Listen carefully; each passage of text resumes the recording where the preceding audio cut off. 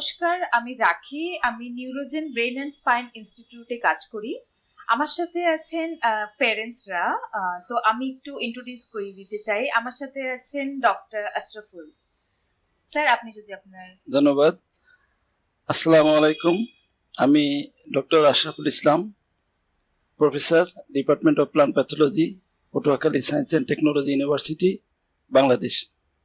আচ্ছা, আমার সাথে আছেন মিসেস সাবরিনা অ্যান্ড মিস্টার এহসান। আপনারা একটু আপনাদের ইন্ট্রোডাকশন। আসসালামু আলাইকুম, আমি খন্দকার এহসানুর রহমান। আমি বাংলাদেশের একটি ব্যাংকে জব করছি। আসসালামু আলাইকুম, আমি সাপ্রিতা, আমি হাউসওয়াইফ। অ্যান্ড আমাদের সাথে আছেন doctor Darshita. Darshita, please introduce. Thank you, Raki. Namaste. I've been working in NeuroGen Brain and Spine Institute as a psychologist in the field of neurodevelopmental disorders for more than 3 years now. তো আজকে আমরা আলোচনা করব behavioural therapy সম্পর্কে, and doctor Darshita আমাদেরকে guide করবে এটা সম্পর্কে। So can we start, doctor Darshita? তো আমরা কোয়েশ্চেন অ্যান্সার করতে পারি। তো আপনি স্যার। জি, ধন্যবাদ। তো আমরা অনেক সময় দেখি অনেক বাচ্চা ওরা খুব হাইপার অ্যাক্টিভ হয়। তো সেক্ষেত্রে আমরা হাইপার অ্যাক্টিভ বাচ্চাদেরকে কিভাবে হাইপার অ্যাক্টিভিটি কমাতে পারি? How could we control hyperactivity Okay. in our child? So, majorly there are two reasons why kids go through hyperactivity. One is behavioral and the other is sensory. Another is Sensory. sensitive. আচ্ছা, সব মূলত আমরা দুটো জিনিস দেখি, একটা হচ্ছে behavioural, একটা হচ্ছে sensory issue. Okay. So, for sensory issues, what you can do is first identify why the child is behaving in a hyperactive way. So, a lot of kids go through vestibular seeking. That is one of the major sensory issues that children have. আচ্ছা, তো আমাদের এটা দেখতে হবে কি আমার বাচ্চারা hyper active কেন হচ্ছে, সেটা আমাদেরকে একটুখানি নোটিস করতে হবে। We can definitely start occupational therapy for them or seek guidance from an occupational therapist. তো এটার জন্য আমরা অকুপেশনাল থেরাপিস্টের কাছে আমাদের বাচ্চাদেরকে নিয়ে যেতে পারি অ্যান্ড ওদেরকে থেরাপি দেওয়া চালু করতে পারি। But when it comes to behaviors, usually kids, tend to have these kind of behaviors, run around here and there when they're told something that they don't want to do.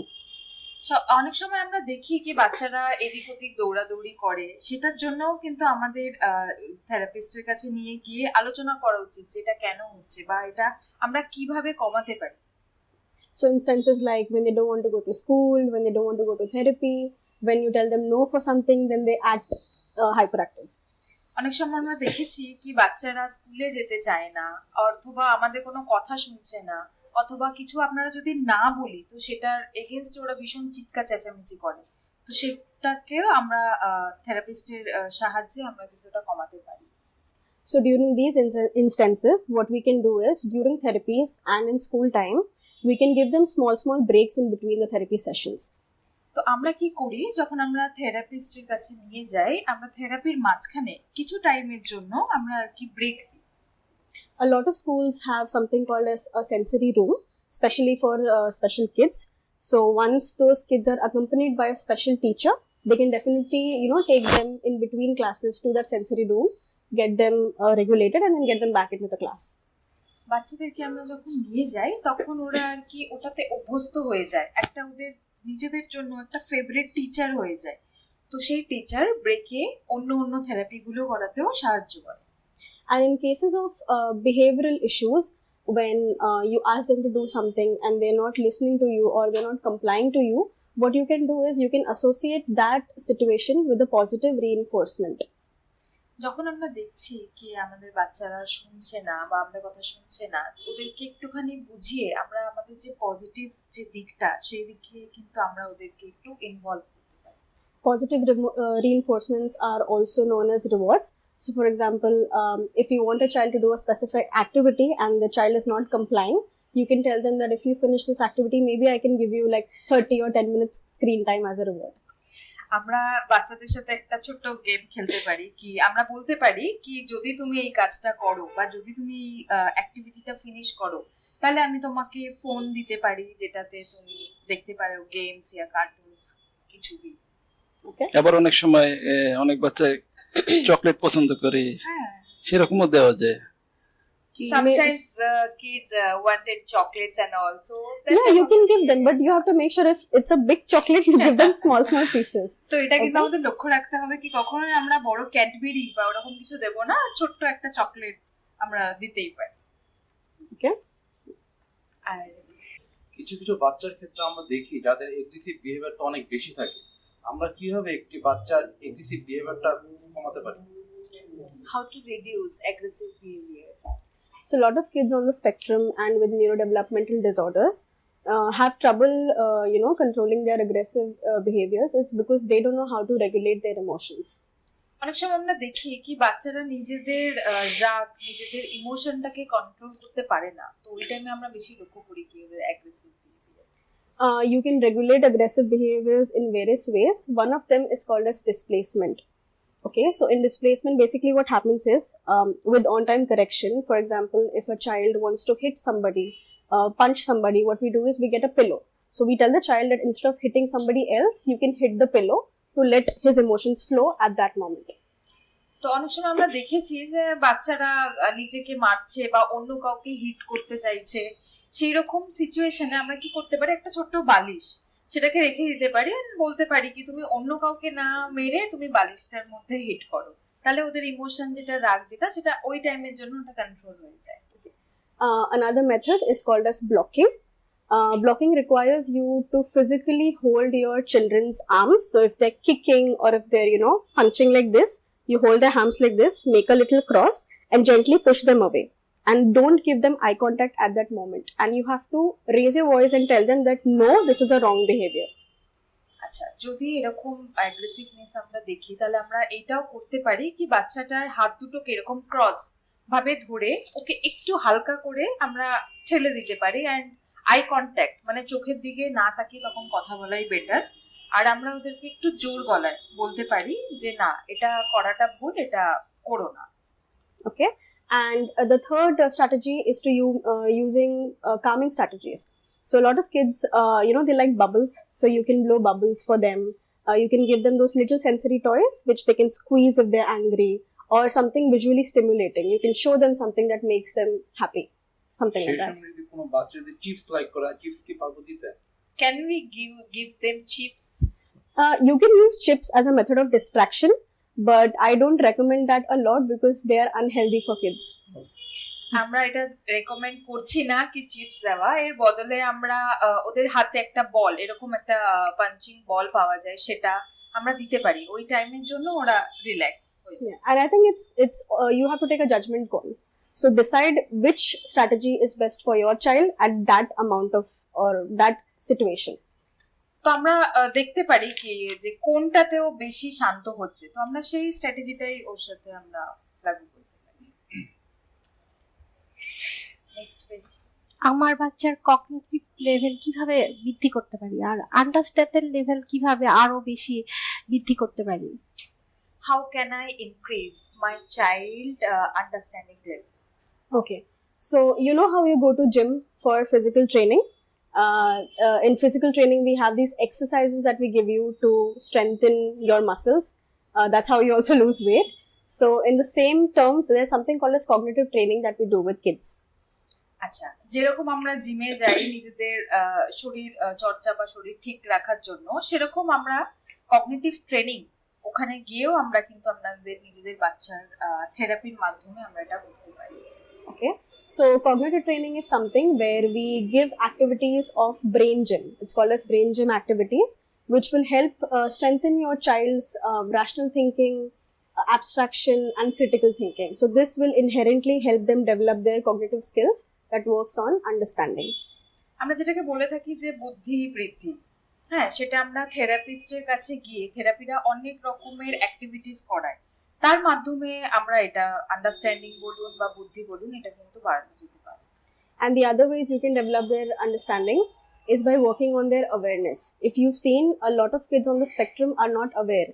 They're running around here and there. They don't know where they're going. They're not aware about their surroundings. So working on their awareness through these activities will also help develop understanding of themselves as well as the environment they're living in.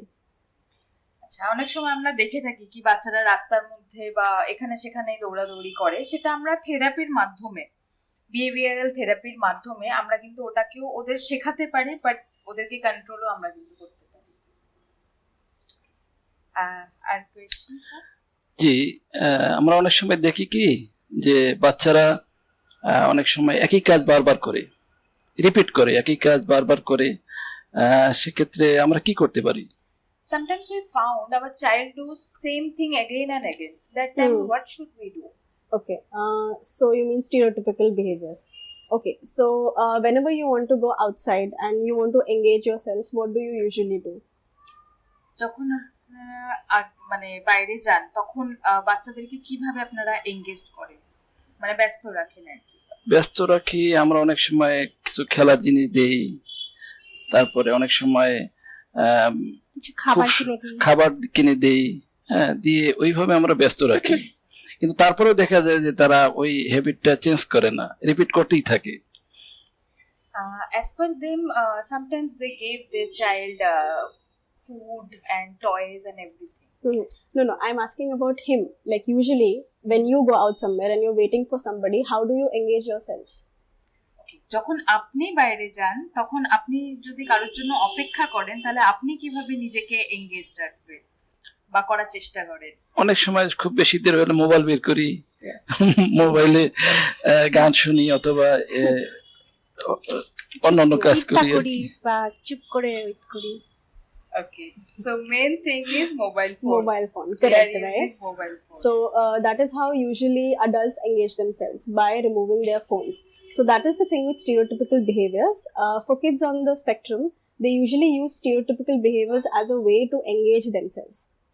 আচ্ছা, আমরা যেরকম phone নিয়ে ব্যস্ত থাকার চেষ্টা করি, বাচ্চারাও কিন্তু সেম কাজটাই করতে চায় আর কি, নিজেদেরকে এঙ্গেজ বা নিজেদেরকে ব্যস্ত রাখার জন্য। Okay, so what we can do to reduce stereotypical behaviors is teach them ways in which they can engage themselves meaningfully. আমরা ওদেরকে বোঝাতে পারি বা বলতে পারি কি কিভাবে ওরা অ্যাক্টিভিটির মাধ্যমে নিজেদেরকে এঙ্গেজ রাখবে বা নিজেদেরকে ব্যস্ত রাখবে। কি কি করা যায় সেজন্য? What should we do? Like what type of therapy or? Okay, so this is usually how we practice in behavior therapy.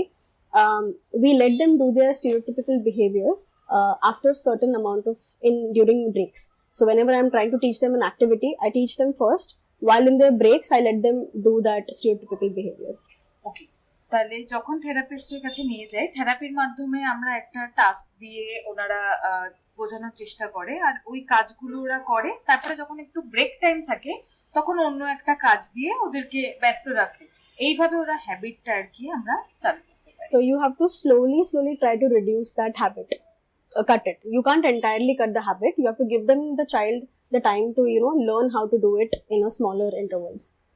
আমরা একবারে কোনো জিনিস তো নির্মূল করতে পারি না, তো সেটা হচ্ছে ছোট ছোট মানে আস্তে আস্তে ভাবে এই হ্যাবিটটাকে আমাদের। And one of the other stereotypical behaviors is lining objects. They put objects in a line.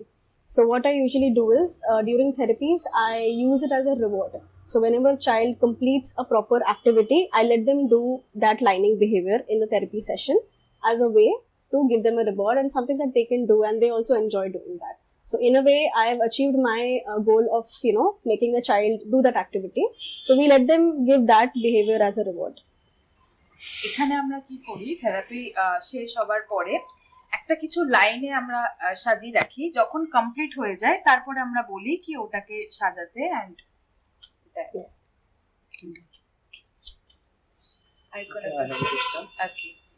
একটা বাচ্চার সমাজে চলতে হলে তার কি কি মানে কার সাথে কিভাবে কথা বলতে হবে, সামাজিকতা কিভাবে মেইনটেইন করা যায়, একটা বাচ্চাকে কিভাবে আমরা এটা বৃদ্ধি করতে পারি একটা বাচ্চাকে? How can we enhance their social interaction? Social interaction. Okay, so a lot of kids on the spectrum have issues with social interaction because it also hinders their ability to speak with other people, right? অনেক সময় আমরা দেখি কি বাচ্চারা বাইরে বেরিয়ে কারোর সাথে কথা বলে না বা একটু লুকিয়ে লুকিয়ে থাকে, চুপচাপ থাকে। So one way is to arrange play dates with other children. You can call in your cousins or other people and arrange group activities, group therapy for your kids. তো এই সময় আমরা যেটা করতে পারি, আপনার ঘরে আপনার কোনো রিলেটিভ মানে কাউকে পরিবারে কাউকে রাখতে পারেন, বাচ্চা বা কেউ, করে একটা গ্রুপ বানিয়ে একটা গ্রুপ থেরাপি যেটাকে আমরা বলে থাকি বা খেলাধুলো গ্রুপের মধ্যে সেটা আমরা কিন্তু করতে পারি। Okay, and to teach them how to say social greetings. A lot of kids don't say hi and bye whenever they meet new kids. So whenever you are entering in a new environment, going somewhere, getting out of somewhere, so you make sure that you encourage a child to say hi, bye, while giving eye contact to the other person. যখন আমরা বাচ্চাদেরকে নিয়ে বাইরে যাই বা কোনো অন্য কারোর সাথে যখন আমাদের দেখা হয় তখন আমাদেরকেই বলা উচিত কি ওকে হাই বলো বা আসার সময় বাই বলো, এইটা আমাদের নিজেদেরকেই আর কি অন্যদেরকে বলা উচিত। Simultaneously, you also have to work on their eye contact, because one of the reasons why they don't speak is also because of less eye contact. Whenever we talk to each other, we first look into their eyes, right? That is one of the first step of social interaction. So working on their eye contact will also help you develop social, emotional strategies. অনেক সময় আমরা দেখেছি কি বাচ্চারা চোখে চোখ রেখে কথা বলে না, বাট আমাদের ওটাতে এনকারেজ করা উচিত আর কি, যে হ্যাঁ চোখে চোখ রেখে যাতে ওরা কথা।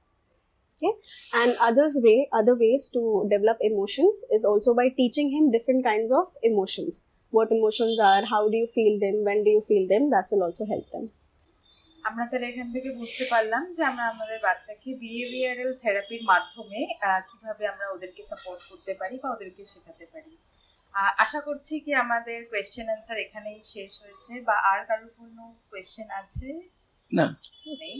ওকে, thank you so much and thank you doctor Darshita. আর আপনাদেরও যদি কোনো কোয়ারি থেকে থাকে তাহলে অবশ্যই আপনারা আমাদের সাথে যোগাযোগ করুন, আমাদের নাম্বারটা আপনারা স্ক্রিনেই দেখতে পেয়ে যাবেন। Thank you.